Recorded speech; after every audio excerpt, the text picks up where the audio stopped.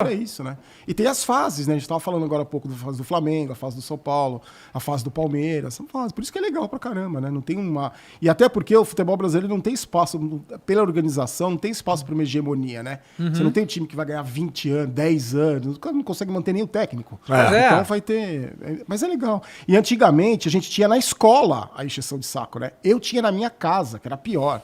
Porque meu pai era palmeirense. Como que isso então, aconteceu? Como é que aconteceu aí? Barolo, a família toda italiana, toda de palmeirense.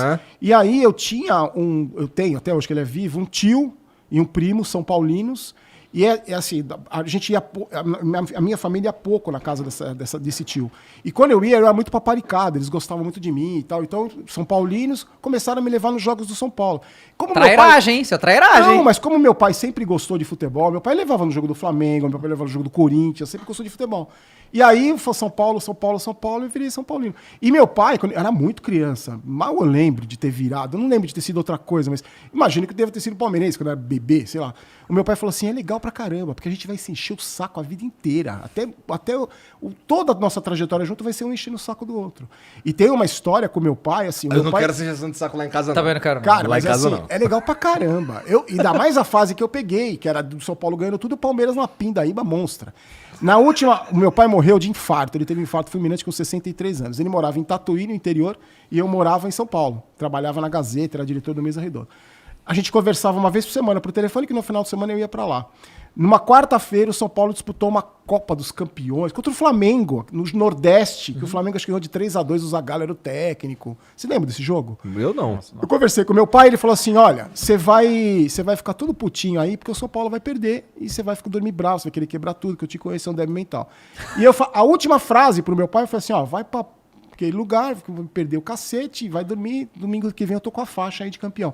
No dia seguinte, meu pai teve um infarto e morreu. Caralho. Então até a última conversa com meu pai foi um espinzinhando o outro, um enchendo o saco do outro, entendeu? Então, foi divertido pra caramba. Agora eu não sei se seria tão divertido assim. Não seria divertido. Não tá legal, Imagina aguentar o meu pai hoje. A minha mãe falava assim, mas vocês dois são tão insuportáveis que... A minha irmã falou outro dia pra mim, imagina se ele fosse vivo hoje, como é que você estaria com o canal? Tu tava muito fudido. E ele sempre lá te atormentando e jogando sapato em você. Eu falei, não, deixa quieto.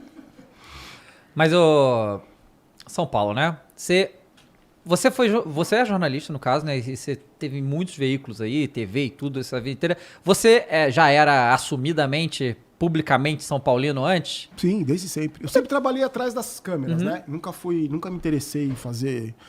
Sempre trabalhei atrás das câmeras. Com o esporte, né? Comecei no esporte, vindo de Bauru para São Paulo para trabalhar na TV Gazeta, da época do Avalone.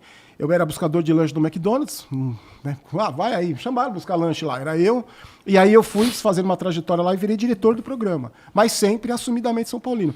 E até porque na época que eu fui diretor, eu era a voz do São Paulo. Se dependesse do Avalone e do Chico Lang, era só Corinthians e Palmeiras que tinha no programa. E eu falava, meu, pelo amor de Deus, tem que ter um pouco do Santos, tem que ter São Paulo.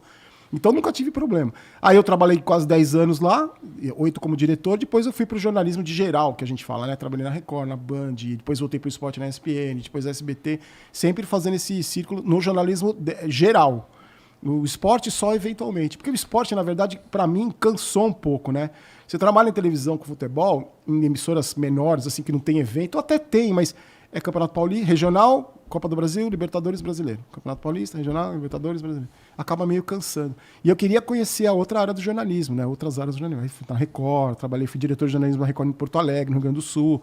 Então fiz toda uma volta no jornalismo. E isso daí foi maneiro pra... Assim, imagino ter sido maneiro pra tu na tua carreira, mas tu acabou voltando pro esporte. Então, foi assim, totalmente aleatório, sem nenhum planejamento, nada, como tudo na minha vida, sem nenhum planejamento, sem nada. Eu vou, falam, vamos fazer, vamos, eu vou e acabo fazendo, sempre foi assim.